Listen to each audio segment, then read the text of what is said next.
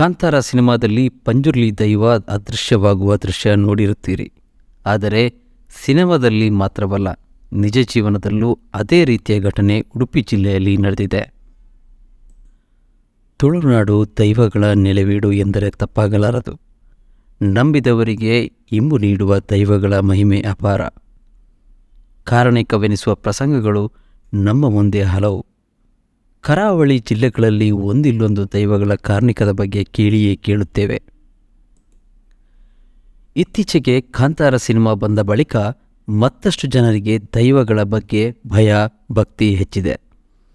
Kantara cinema ಒಂದು ದಂತಕಥೆಯಾದರೂ ಅದರಲ್ಲಿ ಬರುವ ಕೆಲವು ಸನ್ನಿವೇಶಗಳು ಮಾತ್ರ ಕರಾವಳಿಯ ಜನರ ಜೀವನದಲ್ಲಿ ನಡೆದಿರುವಂಥದ್ದೇ ಆಗಿದೆ. ಅಂತಹುದೇ ಒಂದು ಘಟನೆ ಉಡುಪಿ ಜಿಲ್ಲೆಯ ಕಾಪು ತಾಲೂಕಿನ ಮಜೂರು ಗ್ರಾಮದ ಕರಂದಾಡಿ ಎಂಬಲ್ಲಿ ಬಹಳ ವರ್ಷಗಳ ಹಿಂದೆಯೇ ನಡೆದಿತ್ತು. ಮಜೂರು ಗ್ರಾಮದ ಕರಂದಾಡಿ ಶಾನುಭೋಗ ಮನೆತನದ ಪದ್ಮನಾಭ ಶಾನುಭೋಗರು ಹೇಳುವಂತೆ ಅವರ ಮನೆಯಲ್ಲಿಯೂ ಧೂಮಾವತಿ ಬಂಟ, ಕಾಂತಾವರ ಪಂಜುರ್ಲಿ, ಮರ್ಲು ಜುಮಾದಿ ಬಂಟ ದೈವಗಳಿವೆ. ಕಾಂತಾರದ ಕಥೆಯು ನಮ್ಮ ದೈವದ ಕಥೆಯಲ್ಲಿಯೂ ಸಾಮ್ಯತೆ ಇದೆ. ನಮ್ಮದು ಕುಟುಂಬ ದೈವ ಆದರೂ ಊರಿಗೆ ಮಹತ್ವದ್ದಾಗಿದೆ. ಜೈನರ ಆರಾಧನೆಯಿಂದ ಬಂದಂತಹ ದೈವಾರಾಧನೆ ಇಂದು ಶಾನುಭೋಗರ ಕುಟುಂಬ ಆರಾಧಿಸಿಕೊಂಡು ಬರುತ್ತಿದೆ. ಹಿಂದೊಮ್ಮೆ ಮರ್ಲು ಜುಮಾದಿ ಕೋಲದ ಸಂದರ್ಭ ಆವೇಶ ಬಂದಂತಹ ಜುಮಾದಿ ದೈವನರ್ತಕ ಮನೆಯಿಂದ 100-150 ಮೀಟರ್ ಅಂತರದಲ್ಲಿರುವ ವಾಂಟೆಗುಂಡಿ ಹೊಳೆಯಲ್ಲಿ ಅದೃಶ್ಯವಾದ ಘಟನೆ ಇಲ್ಲಿ ನಡೆದಿತ್ತು. ಮಜೂರು ಗ್ರಾಮದ ಕರಂದಾಡಿ ಮತ್ತು ಇನ್ನಂಜೆ ಗ್ರಾಮದ ಮಡುಂಬು ಗಡಿಭಾಗದಲ್ಲಿರುವ ಹೊಳೆಯಲ್ಲಿ ವಾಂಟೆಗುಂಡಿ ಮತ್ತು ಪಾಪೆಗುಂಡಿ ಅನ್ನುವಂತಹ ಎರಡು ಆಳವಾದ ಪ್ರದೇಶಗಳಿವೆ. ಪಾಪೆಗುಂಡಿಯು ಆಳವಾಗಿದ್ದು ಅದರಲ್ಲಿ ದೈವದ ಪಾಪೆಗಳು, ಪರಿಕರಗಳು, ಮೂರ್ತಿಗಳು, ಕಲ್ಲುಗಳು ಇರಬಹುದು ಎಂದು ಗ್ರಾಮದ ಹಿರಿಯರು ಹೇಳುತ್ತಾರೆ. ಹಾಗೆ ಇಲ್ಲಿ ನಡೆದಿರುವ ಅನೇಕ ಘಟನೆಗಳಿಗೆ ಯಾವುದೇ ಲಿಖಿತ ದಾಖಲೆಗಳಿಲ್ಲ.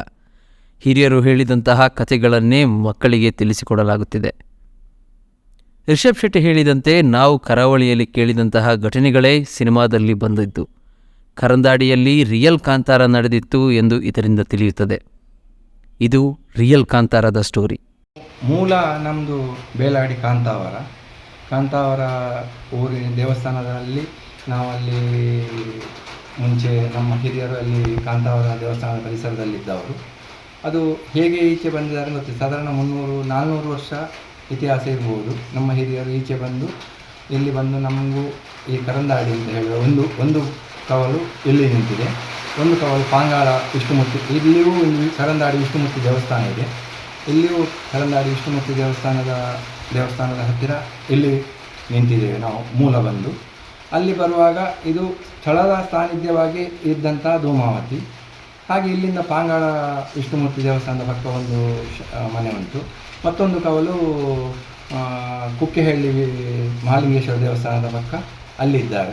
ಅದು ನಮ್ಮ 300-350 ವರ್ಷ ಆಗ್ಬೋದು ಅಂತ ಹೇಳ್ತಾರೆ ಹಿರಿಯರು. ಅದಕ್ಕೇನು ದಾಖಲೆ ನಮ್ಮ ಹತ್ರ ಏನಿಲ್ಲ. ಅದು ಈಚೆ ಬಂದು ನಾವು ಪ್ರಶ್ನೆ ಚಿಂತನೆ ಮಾಡುವಾಗ ಕಂಡು ಬಂದಂಥ ಕೆಲವು ವಿಷಯಗಳು. ಹಾಗೆ ನಾವು ಕಾಂತಾವರದಿಂದ ಈಚೆ ಬಂದ ಮೇಲೆ ಹಿರಿಯರೆಲ್ಲ ಇಲ್ಲೇ ಇದ್ದರು. ಒಂದು ಬುಡ ಆಚೆ ಹೋಗಿ ಪಾಂಗಾಳಕ್ಕೆ ಹೋಯಿತು, ಒಂದು ಬುಡ ಕುಕ್ಕೆಹಳ್ಳಿಗೆ ಹೋಗಿದೆ. ಹಾಗೆ ಆದರೂ ಈಗಲೂ ಅವರೆಲ್ಲರೂ ಇಲ್ಲಿಗೆ ಬಂದು ದೈವದ ಒಂದು ಸೇವೆಯನ್ನು ಮಾಡ್ತಿದ್ದಾರೆ ಭಕ್ತಿಯಲ್ಲಿ. ಅವರು ಎಲ್ಲರೂ ನಾವು 3 ಕವರ್ನವರು ಸೇರಿ ಆರಾಧನೆ ಮಾಡಿಕೊಂಡು ಬರ್ತಾ ಇದ್ದೇವೆ. ಯಾಕಂದರೆ ಇದು ನಾವು ಕರೆಯುವಾಗ ಓ ಅಂತ ಹೇಳುವಂಥ ಒಂದು ಸಾನ್ನಿಧ್ಯ. ಅದು ನಮ್ಮ ಕುಟುಂಬಕ್ಕೆ ಕುಟುಂಬಿಕರಿಗೆ ಎಲ್ಲರಿಗೂ ಗೊತ್ತುಂಟು. ದೈವದ ಒಂದು ತುಂಬ ನಿದರ್ಶನಗಳಿದೆ. ಅವರ ಇಷ್ಟಾರ್ಥಗಳನ್ನು ನೆರವೇರಿಸಿದಂಥದ್ದು ಉಂಟು. ಇಲ್ಲಿ ಈ ಜಾಗದಲ್ಲಿ ಯಾರಾದರೂ ಏನಾದರೂ ಒಂದು ಕೊಂಡು ಹೋಗುವಾಗಲೂ ಹಾಗೆ ದೈವದ ಹೆಸರಿನಲ್ಲಿ ಭಯಭೀತರಾಗಿದ್ದಾರೆ. ಅಲ್ಲಿಯ ದೈವಕ್ಕೆ ನಾವು ಕೊಂಡೋಗಬಾರ್ದು ಅಂತ. ಆದರೂ ಇಲ್ಲಿಂದ ಇದು ಮುಂಚೆ ಊರಿನ ನ್ಯಾಯ ಪಂಚಾಯತಿಗೆ ಮಾಡುವಂಥ ಒಂದು ಶಾನ್ಭಾಗ್ ಅರಮನೆ. ಹಾಗಾಗಿ ಎಲ್ರಿಗೂ ನಾವು ಇಲ್ಲಿ ಬಂದು ದೈವನ ಆರಾಧನೆ ಮಾಡ್ಕೊಂಡು ಬಂದಿದ್ದೇವೆ.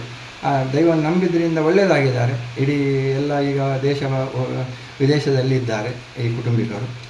ಎಲ್ಲರೂ ಇದರ ಸೇವೆ ಆಗುವಾಗ ಎಲ್ಲರೂ ಬರ್ತಾರೆ.